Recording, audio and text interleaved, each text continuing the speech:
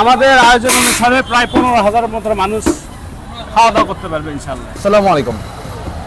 আমরা এখন আছি তিন মাথা রেলগেটে, জাতীয় শ্রমিক লীগ বগুড়া জেলা শাখার উদ্যোগে এবং রাকিব উদ্দিন প্রামাণিক সিজার ভাইয়ের তত্ত্বাবধানে এখানে বিশাল একটা আয়োজন হচ্ছে, প্রায় 15,000 মানুষ খেতে পারবে।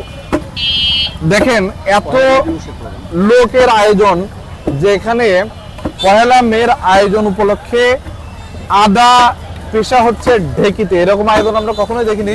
দেখে দাঁড়ায় গেলাম। আমরা একটু ভাইয়ের সাথে কথা বলবো। আসসালামু আলাইকুম। কেমন আছেন ভাই? আলহামদুলিল্লাহ ভাই। আচ্ছা, এই যে প্রোগ্রাম হচ্ছে কি উপলক্ষে? মহান মে দিবস, আমাদের আন্তর্জাতিক শ্রমিক দিবস আগামীকাল। তো এই মে দিবসে আমাদের বগুড়ার আমাদের যারা জাতীয় শ্রমিক লীগের শ্রমজীবী মানুষরা রয়েছে গোটা বগুড়া জেলার, তাদেরকে নিয়ে আগামীকাল সকাল 11টায় বর্ণাঢ্য র্যালি শেষে আলোচনা সভা সাত মাথায়। সেখানে থেকে আমাদের আলোচনা সভা সমাপ্তি করার পরে তিন মাথায় এসে তাদের জন্য প্রীতিভোজের একটা আয়োজন করা হয়েছে।